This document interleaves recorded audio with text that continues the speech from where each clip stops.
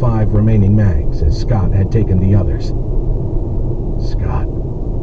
Gus shook his head. He could have used the blonde bastard, but he felt good knowing that his friend had gotten the fuck out of Dodge.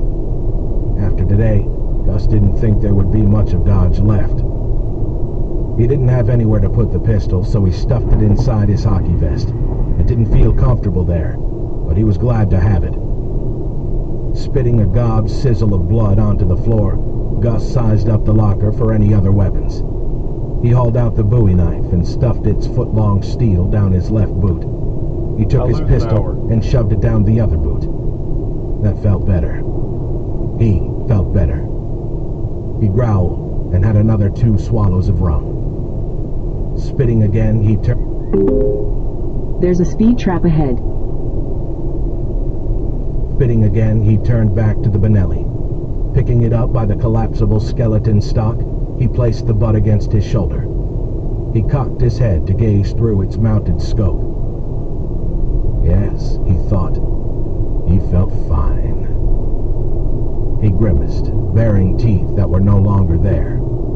Al Pacino's voice spoke in his head, spewing out quotes from the movie Scarface. You fuck with me, you fucking with the best.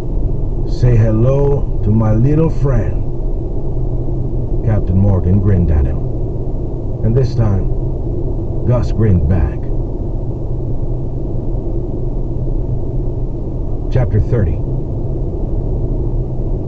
He heard the roar of the motorcycle in the distance, like an approaching storm front. The loud, deboning sound cut through the quiet of the kitchen and made Gus open his eyes. He sniffed and grimaced when he did, still feeling pain, even though he was pleasantly drunk.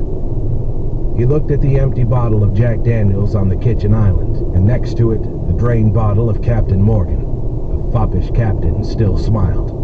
You both better, Gus breathed, feeling the hiss on his broken teeth. It would be something he'd have to get used to. Get out of here. Not going to be pretty. The captain didn't move. Neither did Uncle Jack. Stay then, he scowled, then added, You fuckers. He touched the bandages wrapped around his nose. It wasn't the best dressing he had ever done. Then he thought, what the fuck? It was the first field dressing he'd ever done. Roxanne had dropped a goddamn refrigerator on his face. He had inspected the damage in a mirror, and a sense of awe had washed over him. Black, swollen eyes, swollen, split lips, a 2-inch cut in his forehead open to the bone, the missing teeth, which had gotten a semi-drunken chuckle as it made him look like a stoned vampire, and bruised cheeks. His cheeks worried him the most, flaring pain when he wrapped his face with bandages. The cuts weren't so bad, as he'd filled them with Vaseline to control the bleeding. Yep, he thought, Roxanne had certainly done a number on him. But she had missed his arms and legs. Gus sighed, almost expecting to see Scott sitting in his spot at the island, chewing and mulling. He even expected to see Roxanne. God above, he even missed her. And a biting, scorching burn where his heart had once been flared up like a dying flame being blown on. The sound of the motorcycle got closer. Gus reached down and picked up his motorcycle helmet. He pulled it onto his head, crying out at the rude contact against his nose. He stood and walked over to the kitchen window. Keeping his visor up, he looked out of the slot over the kitchen sinks, filled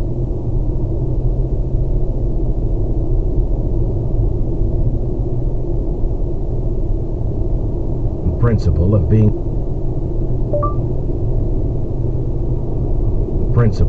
an annoying cocksucker. There was no need for that, he thought, swaying slightly. No need of it.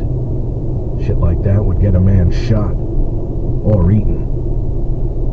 The last thought made Gus giggle, and that brought a dull ache to seemingly everywhere. It was just a damn good idea all around to get juiced up before this fight. He hoped it was over before he sobered up, because that was going to be a bitch. He listened. The growing rack